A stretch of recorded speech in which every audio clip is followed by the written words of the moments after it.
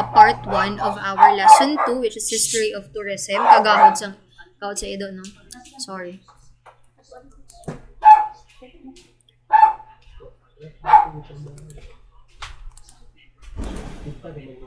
Okay. So, makontinue na tanong kay. We are done actually with early tourism.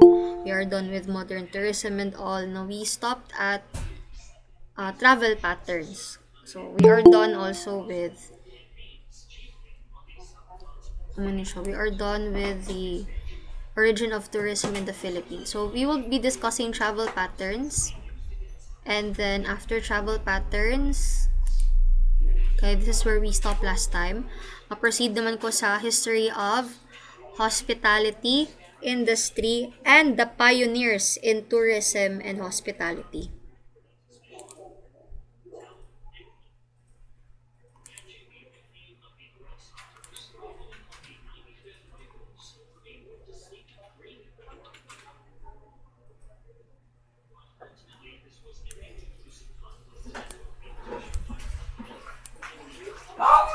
Okay, wait lang good.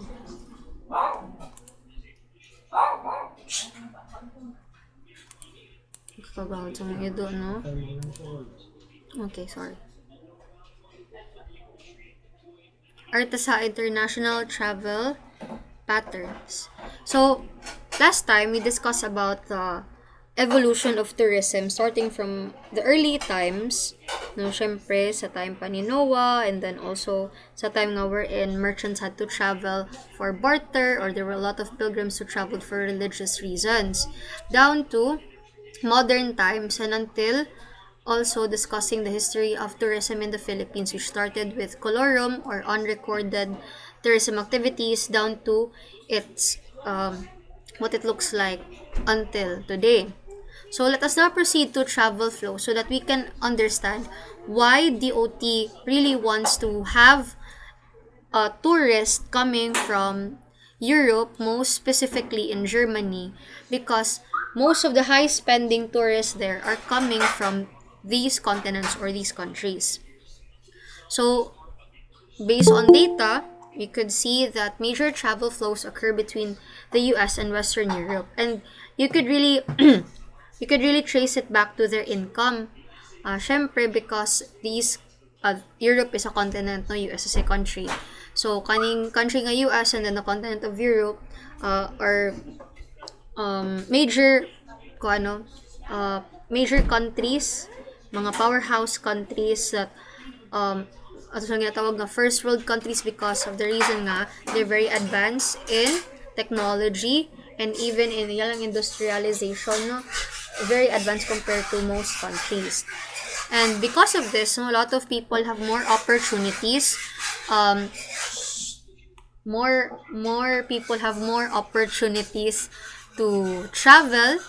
And then, ang secondary regional patterns also exist between South America, the Caribbean, Africa, Near East, and Far East. Meaning, most or some of the tourists are coming from these continents. Okay? So, makita man na nimo kay most of the continents that are mentioned here are contains first world countries that have extra disposable income that is also useful for travel. And then, the heaviest flow of air traffic into Europe is between New York and London. And within Europe, the major flows are between London and Paris, London and Frankfurt, Amsterdam, Brussels, Zurich, Geneva, Madrid, Copenhagen, Vienna, Milan, Roma, and Munich. This means that majority of the tourists that are traveling all around the world are coming from Europe, America, Africa, and most of them can spend a lot of money in traveling. That is why the OT would really like to attract these kind of tourists, because one day lang ana nila, they can spend so much money, and that could really help contribute to our economy. Sorry, medyo to ang voice. So, the top 10 countries that generates international travel in order. Syempre, pinaka number 1 is United States. Wherever you go outside of our country, you will really see an American. And that means they have really big disposable incomes because they get to travel. They have the means to travel. outside of their country. Then you have West Germany. So sa mga target market ni Philippines in tourism, United Kingdom, Canada, Japan, France, Netherlands, Mexico, Switzerland, and Australia. So these countries provide big amounts of tourist receipts, no? And influx of tourists damo na siya coming from these countries. So Europe generates about 1/2 of overseas travelers to the US.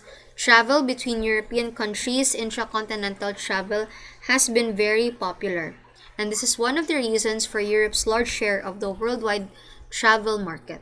And to think, Europe is smaller than North America, South America, the continent of Africa, and the continent of Asia. But when it comes to tourism, dako kay sila og contributions because people coming from Europe really travels most of the time, no? And they spend a lot of money just in travel.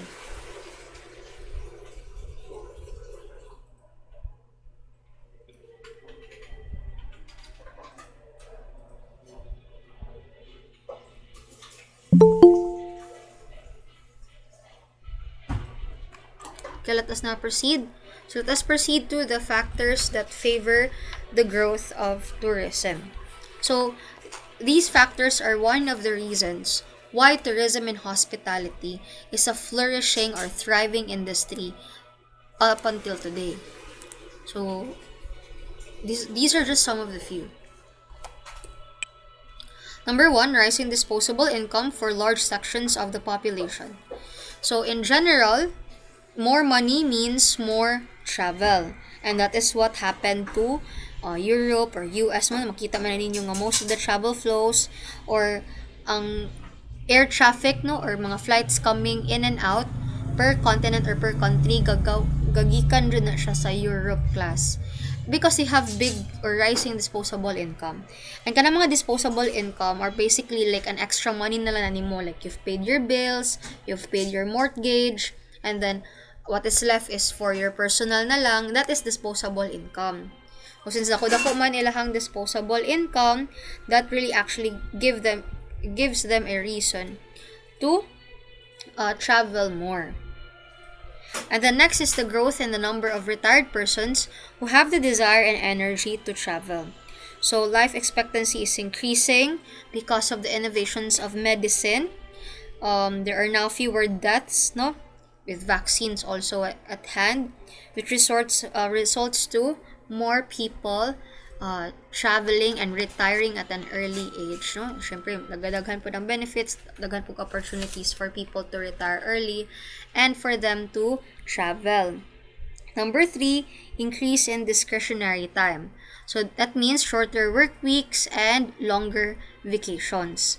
So nag-decrease na ang work week from 50 to 60 hours, then abot na siya less than 40 hours. Dili siya applicable sa academe, no, kaya di man na makuhaan ang hours sa academe, kulang pa gani. Pero in other jobs, no, ginalasan na nila, and then with incorporating longer weekends, for example, like holidays incorporated to instead of Saturday, may mo siya og Friday para mas mataas pa jud ang weekend nato. Extended siya into 3 days, or for example, the holiday is scheduled in the calendar sa Sunday, i-move to Monday. That could actually provide opportunities for people to travel because na may mga extended holidays or for example longer weekends. Next is greater mobility of the population. People became more accustomed to the travel because of the increase of travel opportunities and a lot of innovations in transportation, in vehicles. That's the reason why it's far more convenient to travel now than it was before. And then you also have the growth in the number of singles. So people living alone have more free time, and sometimes, no, if they're very lonely, they actually invest most of their energy to travel because they want to socialize and meet more people or new people pa jud. Next is greater credit availability through credit cards and bank loans. So, personal sa credit card class, no, you have the opportunity to pay now, travel now, pay later, or you can pay in installments, no, which can stimulate travel. Because people, they have the urge to travel, but they don't have the budget. So with kanang mga loans or credit cards offered by banks, that provides an opportunity to travel even on a tight budget with anyway, installment naman siya with interest and pagbayad. Next, higher educational levels. Since millions of students attend colleges and universities, they tend to become more interested in foreign cultures. And the more the student is exposed to education and different cultures, the more they are encouraged to travel because they are already aware of what is in store for them if they travel to a different country. Most especially like sa mga tourism, no, nga may aram na sa subject like Philippine geography or global geography, or they will be more aware of what is in that country, and that can really help them encourage, or that can actually help stimulate travel. Next one is the growth of cities. So the Industrial Revolution brought about the migration of people from the rural areas to the urban areas, resulting in the growth of urbanization. City residents travel more than people living in rural areas to escape from the congested urban environment. And no, people who are in the urban environment would go to ng mga mountain resorts to unwind, to unplug from the hustle and bustle of the city. And then sa part po sa those who are living in rural areas, they would go to cities, no, to explore. Para sa nakita mga taga-probinsya ta, mga tuta sa mga big cities because you want to buy something is only available in that city. Or for example, in this city, no, na mga dagko kayo nga mga buildings, no, ginahan po mo mag something new na pod from your usual, other than from your usual view nga trees or kanang mga smaller establishments. So people also do that, no. Magbaylo ra, no, ang mga taga-urban, they travel to rural areas, and ang mga taga-rural areas, they travel to urban areas for different reasons. Okay? Manas mga taga-urban areas, ginahan sila mo travel dito sa rural areas to unwind, no, to unplug from the hustle and bustle of the city. Okay, next is simplification of travel through the package tour. So before, it's very difficult, or it's a struggle to travel because you have to plan for your accommodation, you have to plan for your transportation, where to eat, where to go, and you have to really know what are the great places to visit. But today, there is also an option for you to do travel in a more convenient way by having tour packages, availing tour guide services in tour and travel agencies. And with that can also encourage people to travel because in tour packages, everything is already planned, everything is already arranged and included into one piece that all you have to do is just pay. And then you can even have the option to customize your tourism services, no, depending on your budget, no, or your preference. And the next is growth of multinational business. Worldwide business interests increase both the need and habit of travel. Number 11, modern transportation technology. So technological advances in transportation have made long-distance travel even faster, less expensive, and more comfortable. You have bullet trains in Japan, which before, when you travel to a certain city or a certain district in Japan, it would take you, let's say, 2 hours to get there by ordinary train. But with bullet trains, it will shorten up to an hour or 45 minutes, and that would really mean that it's convenient on your part because not only that it's very fast and very comfortable, but at the same time, when you get to that destination, you have extra time to roam around and explore. Kaysa mag-travel kag 2 hours, and then pag abutin mo dito, limited na lang ang time nga imuhang ma-spend in exploring because 2 hours ang travel, But with modern transportation technology like bullet trains, you will get there in 45 minutes and you have extra. So, may ara pa ka 1 hour, no? 1 hour and 15 minutes ato ibutang, no? Or sorry, no, 20 minutes rather nga 15 minutes, sorry. 1 hour and 15 minutes to explore and roam around. And the next is shift in values. At present, several people place more value on experience rather than material possession. Especially in our generation and Generation Z, we do prefer to travel rather than expensive houses because we would likely or we are mostly more likely to invest in experiences and memories rather than in na siya, no? In expensive jewelry or cars. Next is advances in communication. Television and movies enlarge the travel perspective. And because of this, or not only just television, but the internet, no? Because of this, we have an access or we can easily view what it's like outside of our country. And with advances in communication, it's easy to actually encourage people to travel through social media. No? Post ng ka videos, vlogs, or through the internet, no? Through photos, and kanang mga written experience reviews. And the number 14, smaller families and changing roles.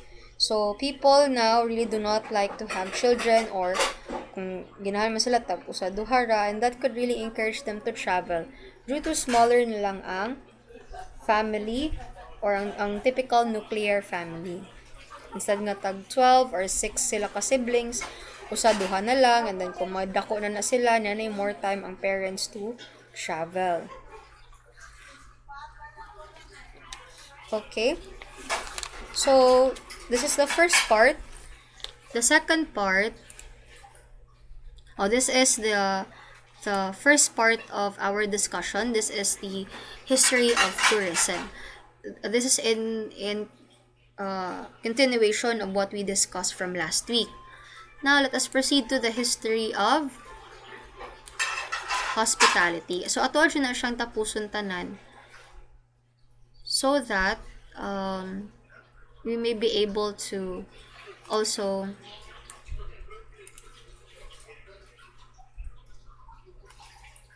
para save man ang inyo progress sa ibang nga sections.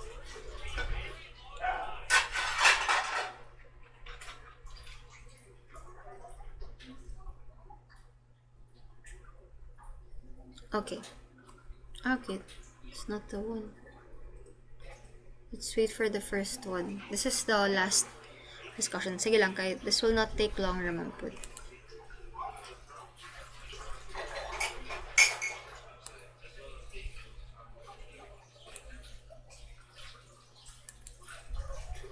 So, now let us proceed to the history of the hospitality industry.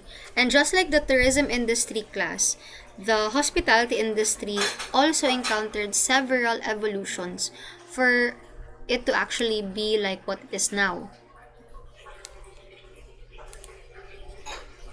So, just like in tourism, we will start with the ancient period.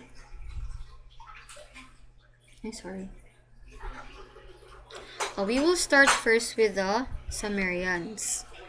So, the Sumerians are actually inhabitants from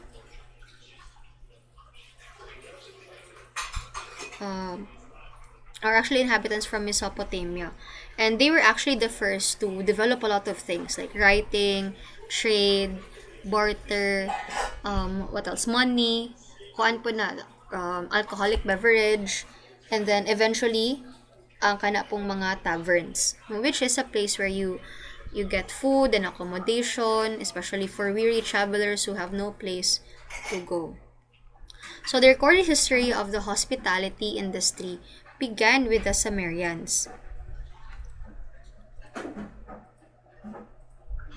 So, a group of people who live in Mesopotamia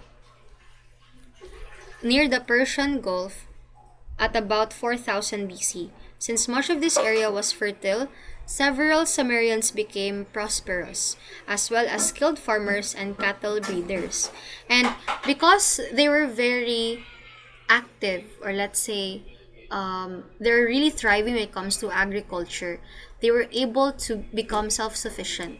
Just like what I've said last week, when you talk about being self-sufficient, oh no, actually, wala pa rin ako na-mention sa ubang section eh. When you talk about self-sufficient, it means that you're able to grow your own food, you're able to provide for your day-to-day nga mga resources, no? Things that you will need, no? Like food and drink. Okay? So later on, we're also going to be discussing being self-sufficient, most especially in other establishments or accommodations. So the Sumerians, they were very good in agriculture and farming, most especially in breeding livestock. And then they have a lot of surplus of crops and then animals, and they use this for trading. Okay? And then because of this, the Sumerians then invented money, so that they have some form of a system where in exchange for crops, in exchange for cattle, in exchange for, let's say, alcoholic beverage, money will be involved in that exchange. And they also invented writing, because this is their means to record and settle their business transactions. So the Sumerians were the first to develop trade in the modern sense of the word. And also, the Sumerian converted kaning paggrow og mga like barley into beverages or beers. And because of this, taverns were built in Mesopotamia, where the Sumerians are thriving. Because the Sumerian traders, they realized that they need the services of travelers, namely food, drinks, and shelter, to accommodate people who will come to Mesopotamia to barter, to sell something, kuha silang mga resources. So it was actually the Sumerians who started, The Sumerians started these taverns, and this actually started also the hospitality business. And it is most likely that the hospitality industry began with the Sumerians 5,000 years ago in 3000 BC. Now, it didn't actually end with the Sumerians when it comes to establishing taverns class. Even early traders maybe adapted the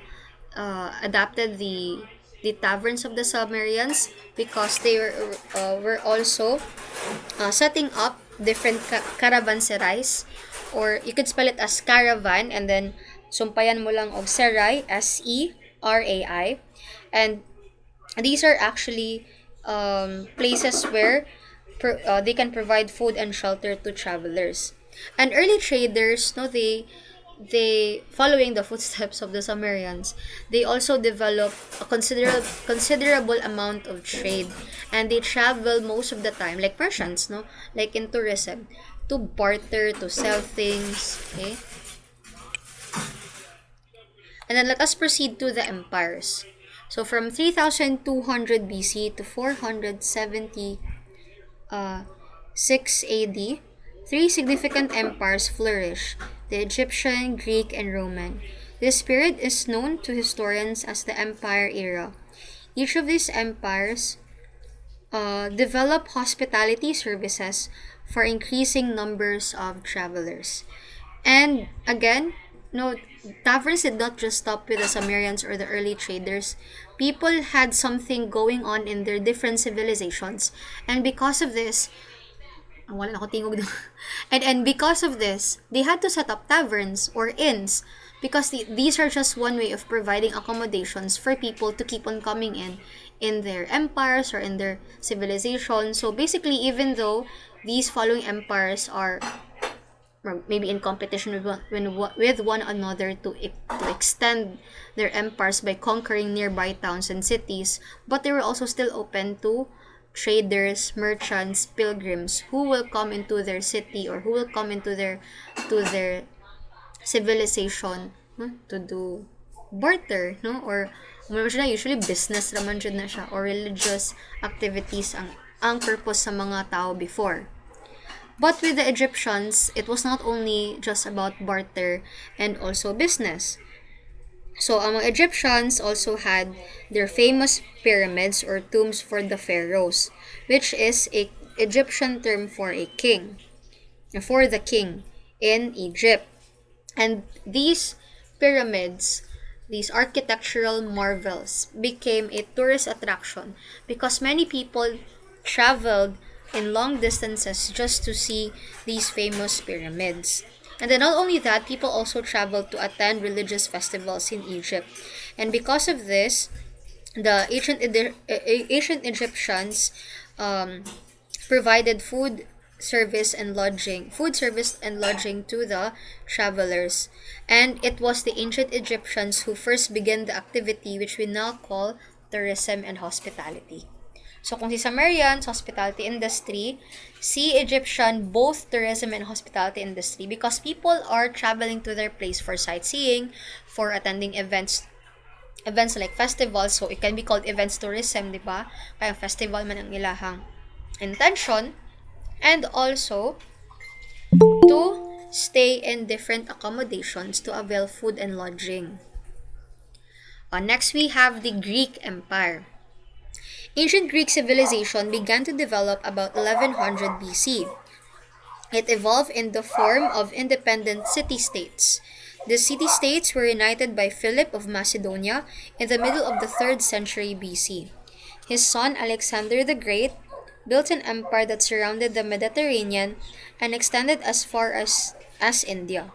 So, the Greeks are basically travelers. And if you are familiar with your Araling Panlipunan, Alexander the Great is also one of those famous Grecians, I don't know if we call this Grecians or Greeks, who basically extended their empire, no, because of his strategies, no, and he was very charismatic, no, and then because Greeks are dedicated travelers, their land and sea travels made them dominant in the Mediterranean region. And because of this, some form of overnight accommodation became a necessity for these Greek travelers. That is why inns and taverns became very common in ancient Greece. However, in the Middle East, they had a very bad reputation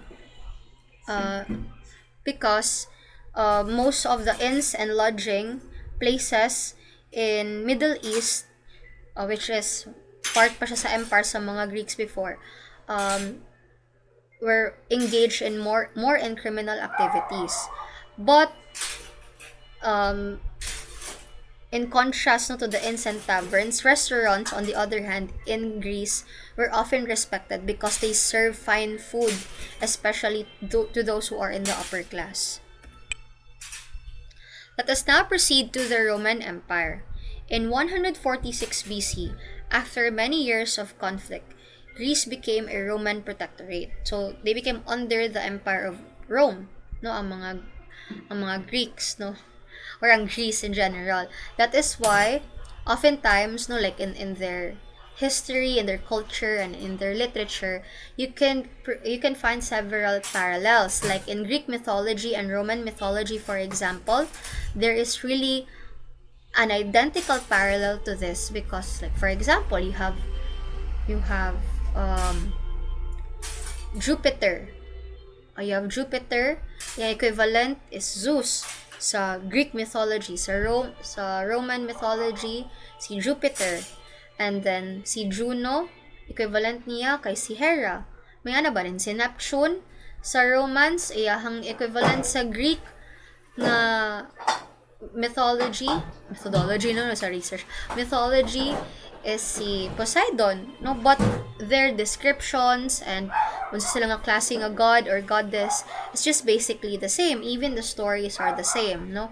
So part of it, no, na influence man sa ang Rome, no, sa culture sa Greece. So nag-expand ang territory sa mga Romans with the conquering of the Greek territories. So by the time Rome had conquered most of Western Europe and the Middle East, inns and taverns were established throughout the empire. And unlike the inns that are established in the Greek Empire, the inns and lodging places that are established in the Roman Empire. According to Marco Polo, he would describe these inns, as fit for a king, no? Kanang high-end siya, luxurious, and then even landowners would build their inns and in their estates, and they were managed by household slaves. In contrast to the Greek inns nga, puno siya og mga criminal activities, labi na sa mga Middle East nila nga territories. Pero sa Rome, very high-end, sophisticated, and luxurious, even fit for a king, according to Marco Polo. In the Dark Ages, after the fall of the Roman Empire, if you can remember, no, during the Dark or Medieval Age, it was not really safe anymore to travel because during the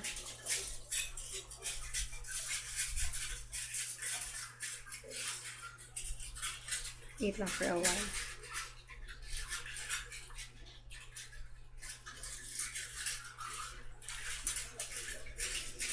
Okay. Sorry. May announcement lang good sa mga teachers nato sa nanas cost. So, going back, okay, I have actually no time to check them sa school, no, usually checking and all. Anyway, going back, no, so if you can remember last week, sa ato ang gidiscuss sa history of tourism, during the fall of Rome, it was unsafe anymore to travel because due to the fall of Rome, there was war, territories were divided, and because of this, people resorted to stealing. And people, such as merchants who traveled along these roads, kawatan na sila sa mga thieves, no, or kanang mga citizens lang nga nag-resort into stealing because a lot of their properties and belongings were gone because of the war or because of the fall of Rome. And also, just like in the Dark Ages in the hospitality industry or the history of hospitality industry, this is also what happened to the inns and taverns. Because of the fall of Rome, few inns were scattered throughout Europe, and wala na kaayoy accommodation intended for people. So, ang ningsaloan ni nga responsibility are actually the monastery shelters, which are very self-sufficient, like what I've mentioned just a while ago. So, mga religious and lay people ang nagtook over aning responsibility to shelter and provide food and accommodation to people who do not have any accommodation at all, kaya naguba ng mga taverns, nag-scatter na siya after the fall of Rome. So, these monastery shelters, like the Hospice of St. Bernard, located in the Alps, provided food and shelter to people who are seeking refuge. And they are very self-sufficient. If we talk about being self-sufficient, they planted vegetables and herbs, they raised animals for meat, they grew grapes for wine. And they don't have to buy food. Ang ilaharaan na is mag-farming, they're more into agriculture, and after ana class, muna ilahang i-harvest, ipakaon sa mga tao. Okay? People were really generous, especially the religious were very generous during that time. But eventually, providing hospitality services to travelers became a burden to the religious houses. The church, yes, pwede gid ma-screenshot ang slides, everyone, and I will be sending a copy of the slides in our Google Classroom. So, going back, no, people found it very difficult to accommodate many travelers na because a lot of people were coming in and they're not actually paying anything. Igo rajud da sila ginapakaon kay syempre self-sufficient man ang monastery shelters run by the religious people or kanang mga even lay people who would volunteer. So, it became eventually overbooked. And because of this, gradually, nagbalik man ang mga taverns, inns, and wine shops to give accommodations to the middle-class travelers. Thus, the number of inns increased, although the standards of comfort and cleanliness differed greatly in different countries and regions. So, that is it for the Dark Ages. Sa Renaissance, lahi na pud siya.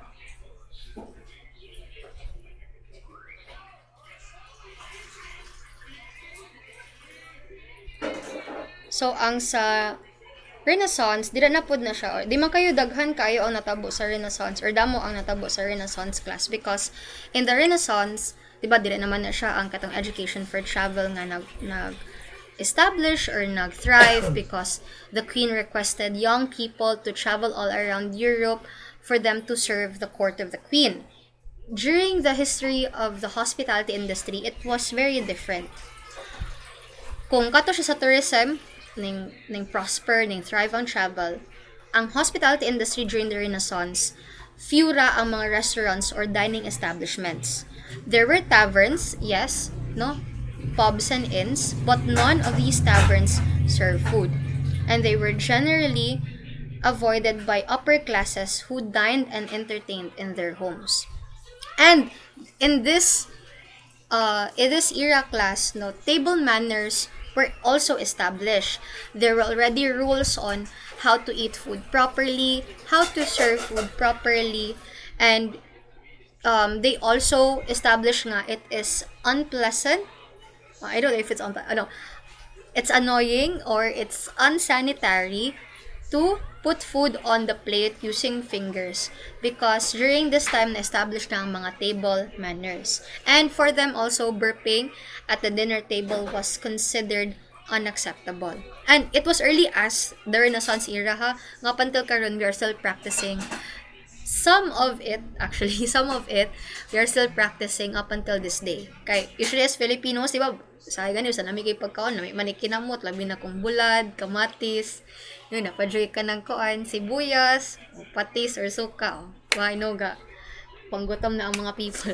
So, I mean, how you can eat while you are listening to me, as long as you are really listening to me. Dili ka nang, wala na minaw, gaon na ang cellphone. Okay? So, next we have the early modern period. So, in the 16th century, a type of eating place for commoners were called an ordinary. So, if you want to eat something and then you do not have the means to do so in your own home because only the upper class can do that, you could visit an ordinary, which are basically just like a tavern. Ang tavern manggod is na siya accommodation sa babaw, na ay mga alcoholic beverages, more siya like bar, no? Pero na like accommodation sa babaw. But ang taverns in this era, in the early modern period, in ordinaries, no, ordinary mo tawag sa ilaha, they also serve common food, no? Food with fixed price and then fixed menu meal. And then in this era, coffee and tea also began to influence the culinary habits of Western Europe.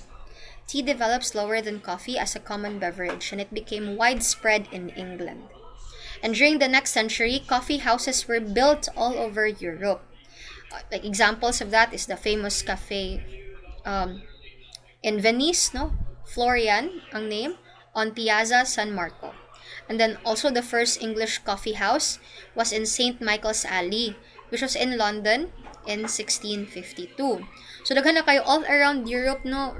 Kuan na daghan na kay mga coffee houses.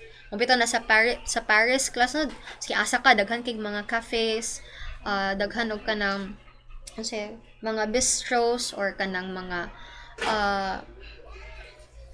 I don't know if we call it restaurants, but still a cafe that offers short orders. Ay, sorry. Pindutan.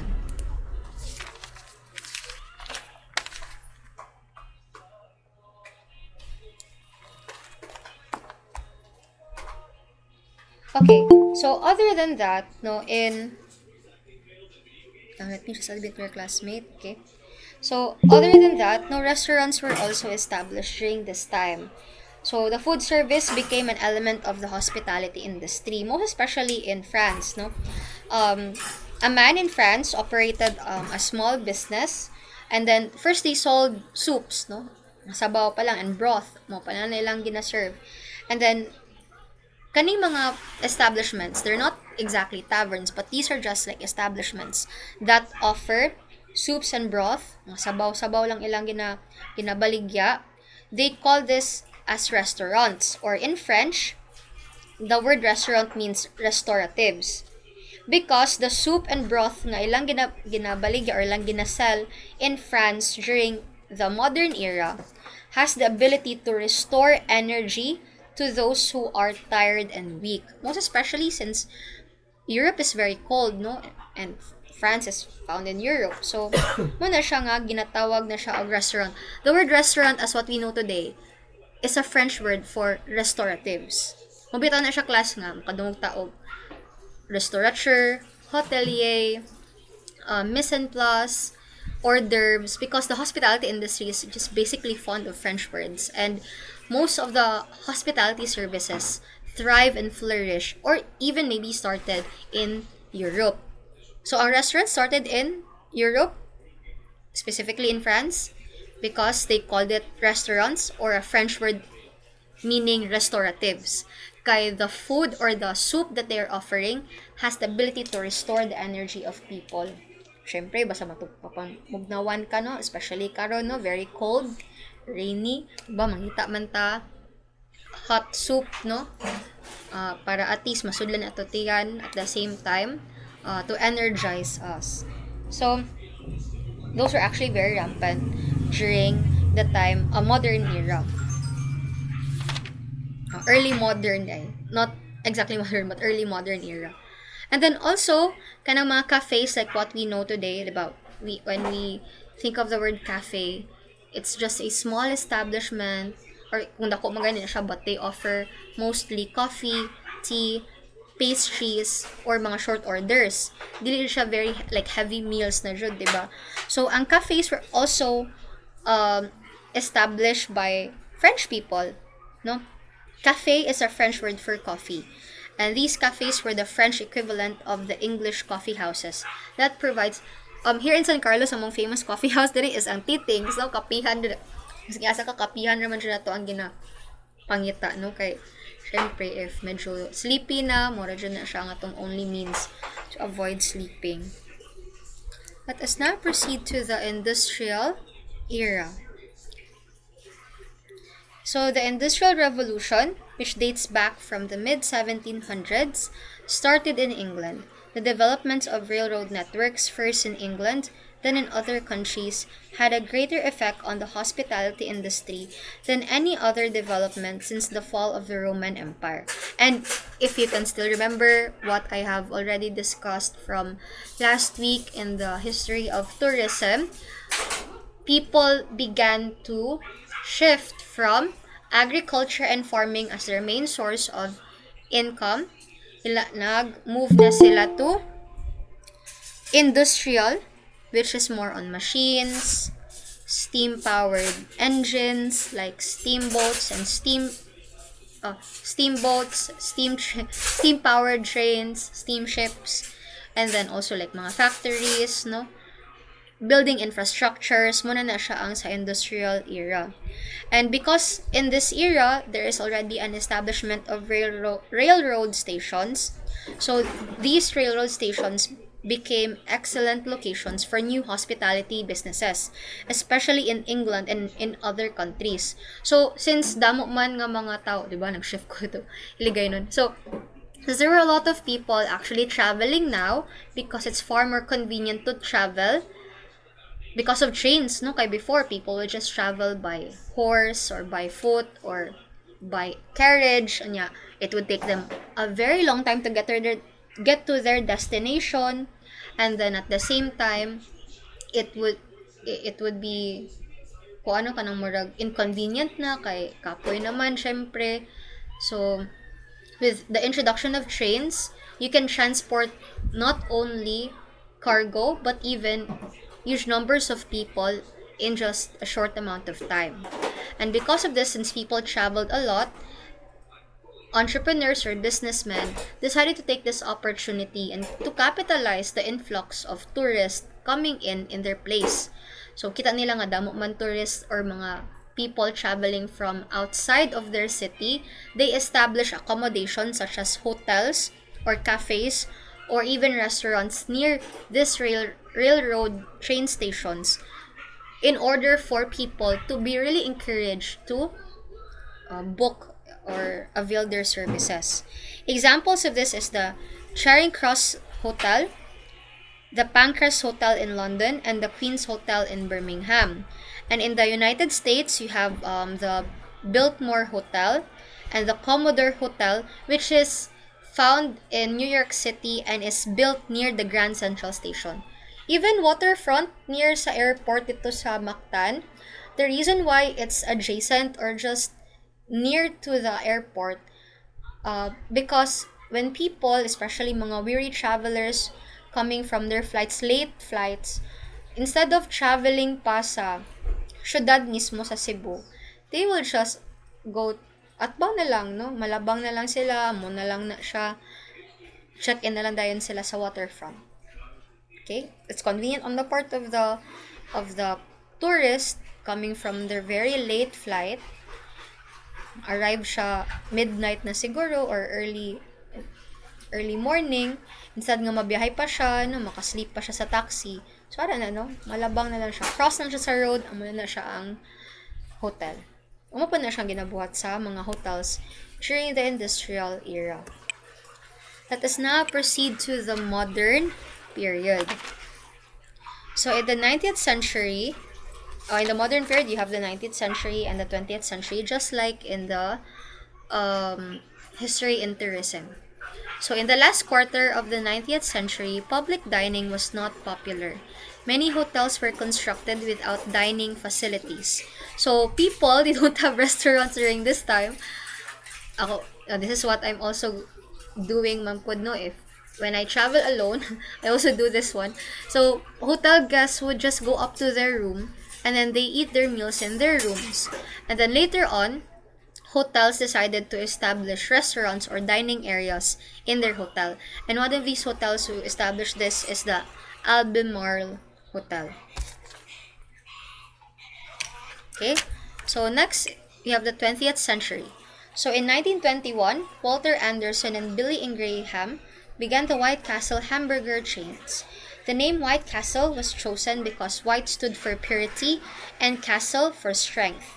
And we also have Marriott's Hot Shop and Root Beer stands. So, di ba Marriott is known as a hotel chain, but it used to be a root beer stand.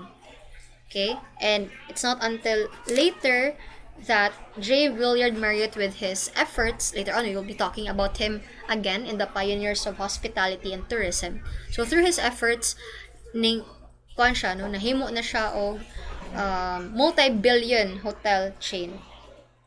So, again, it's pronounced as Marriott. No? I remember when I was in college, we have a teacher in housekeeping, introduction to housekeeping, and then he is a housekeeping supervisor in Marriott. He would say, Marriott, taga Marriott ka, sir. Yung Bisaya man mi no, kasi syempre, masoko na siya or mangakig na siya, he would say, no, it's not Marriott, it's Marriott. No, kay syempre Marriott is an American name.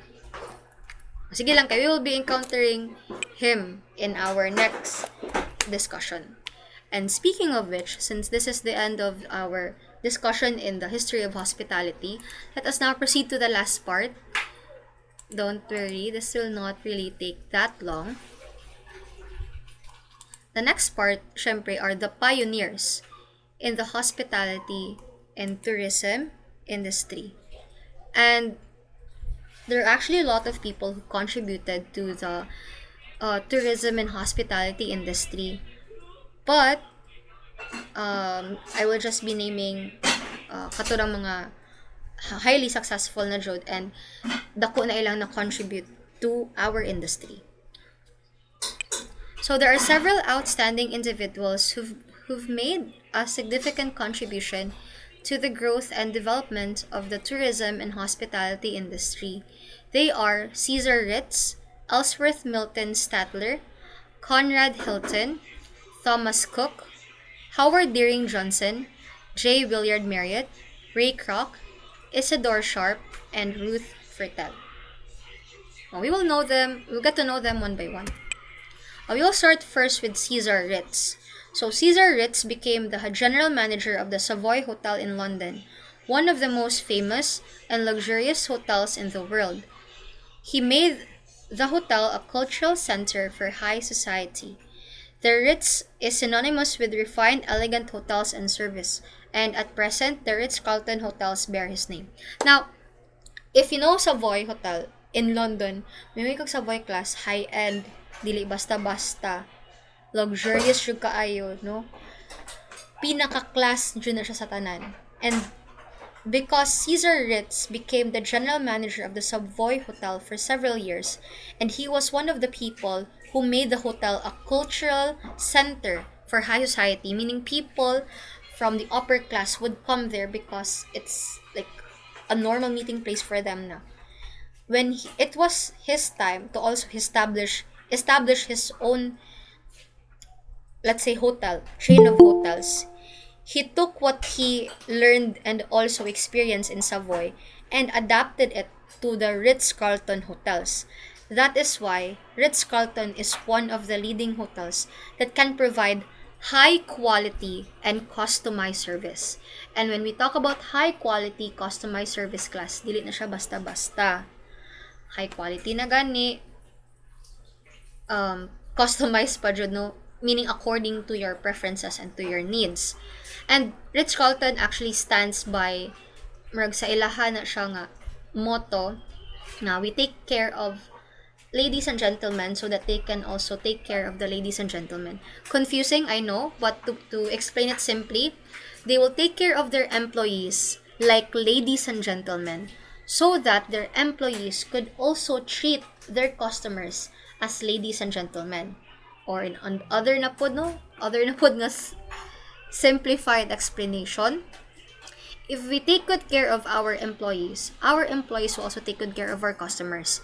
And if our customers are happy and they're satisfied, our customers will eventually come back to our establishment.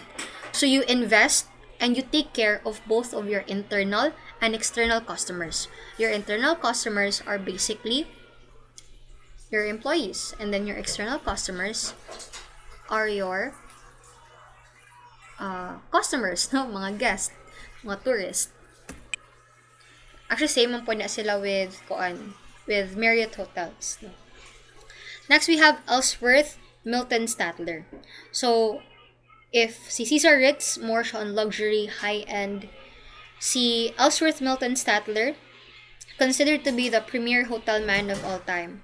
He brought a high standard of comfort and convenience to the middle-class traveler. So he was more on the makamasa kind of approach because affordable and affordable ang iyang prices sa iyang sa hotels, and then at the same time ka-provide po siya comfort and convenience. So before, if you want that extra comfort and convenience, you have to really spend more money. But with him, he doesn't really mind at all. He even provided every guest room with full-length mirrors, built-in closets, special faucet for ice water, because he believed that if his guests are comfortable, they're happy with the service, then they will surely come back. At the same time, one thing that draws people in, especially budget travelers, is if they provide services in an affordable price. So sa to pag bahalag ginagmay basta kanunay, I don't know if you can understand Bisaya. So bahalag little lang ang iyahang mako nga income, at least it's consistent because people are really coming in because they're satisfied with the service. Next, we have Conrad Hilton. Conrad Hilton was once recognized as the biggest hotel man in the world. He was described by New York Times as the master of the hotel finance. He was careful not to over-finance and had a flawless sense of timing. So if you know Paris Hilton, so this is probably one of the ancestors or older generations sa family nila ni Paris Hilton, because Paris Hilton is a socialite and she is also an heiress to the Hilton hotels. Yung tag-heiress gani siya musalo, no?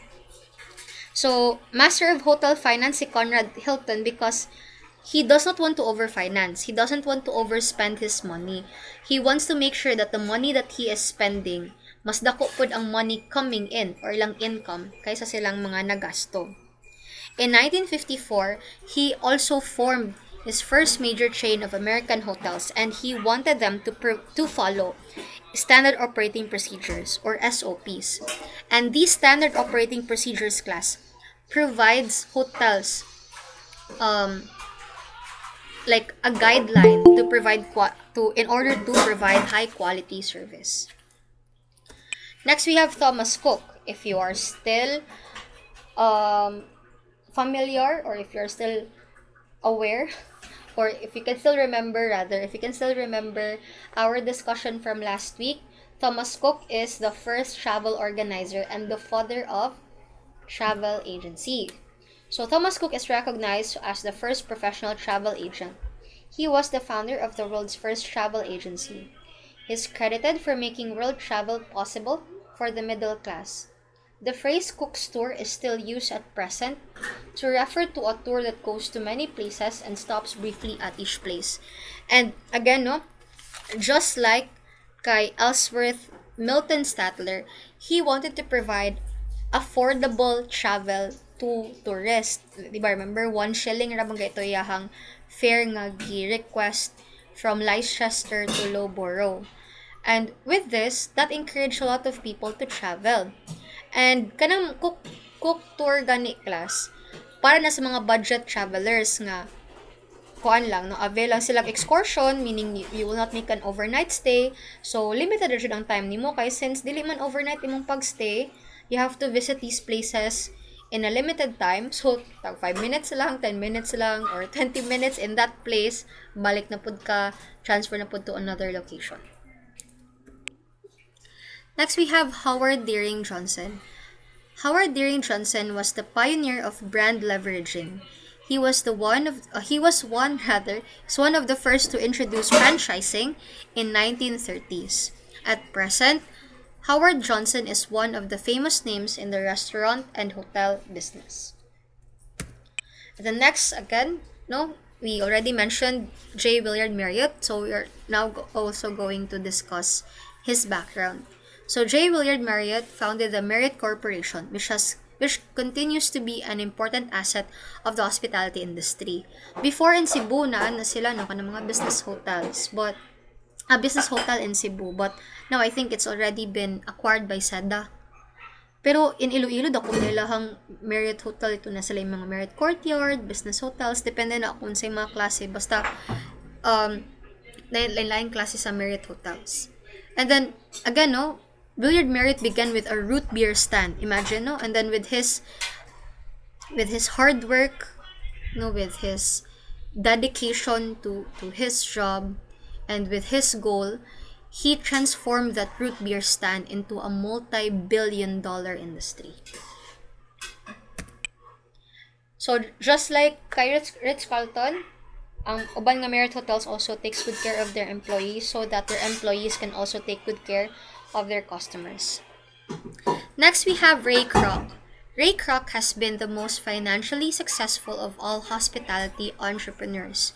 He founded the McDonald's Corporation, a multi-billion-dollar industry, through his strong dedication, organizational skills, perseverance, and incredible aptitude for marketing.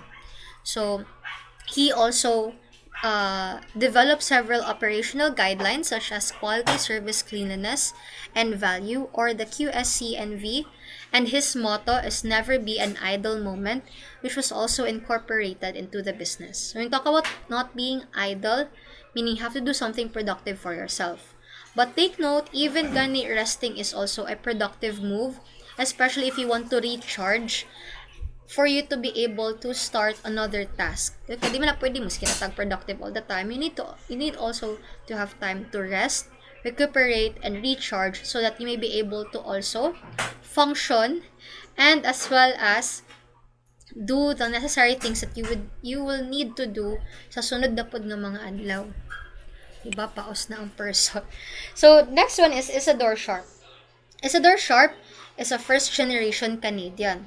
He was the founder of the Four Seasons Regent Hotels. And if you're familiar with Four Seasons is also like a restaurant, no? And they're the first restaurant to provide seasonal meal or seasonal menu, say rather.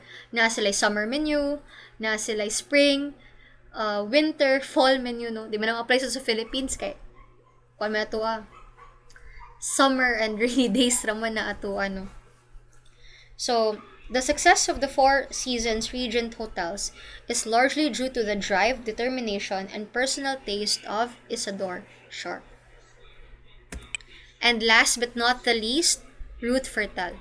So Ruth Fertel was the founder of the Chris Steakhouse, the largest upscale restaurant chain in the United States.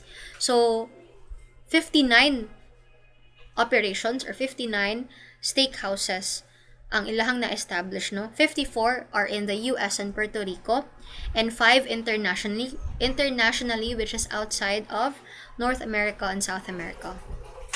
It sells more than 11,000 steaks daily with a gross income of $200 million a year. Because of this volume, Ruth Fertel is the most successful woman restaurateur at present. And that ends our discussion for this evening. Now, before I will end, I would just like to give some few announcements for our prelim exam. Our prelim exam will be done online. There will be a time limit, but don't worry since I do understand your internet connection. Time limit will be at least 2 hours for the exam. After that, wala na extension. Off na siya, di na mo ka submit sa inyong answers. Coverage for the exam will start from Chapter 1, the overview and introduction of tourism, followed by Chapter 2, which includes the history of tourism, which I discussed last week, history of hospitality, which I discussed tonight, together with the pioneers of the hospitality and tourism industry. Now, all of the materials that I have already introduced to you will be uploaded in our Google Classroom. I have to check if I already gave you a lesson 2 activity. If not, I will be uploading an activity for you to answer tonight, which you can submit on Tuesday. Okay? So the schedule of our exam next week will be same time, 6 p.m. Friday. I will still meet with you online to give you some few instructions, and then later on, I will allow you not to go to Google Classroom right after my instructions. Okay? So I hope that is clear to everyone. Do you have any questions that you would like to raise or concerns? You are now free to unmute if ever there are any concerns.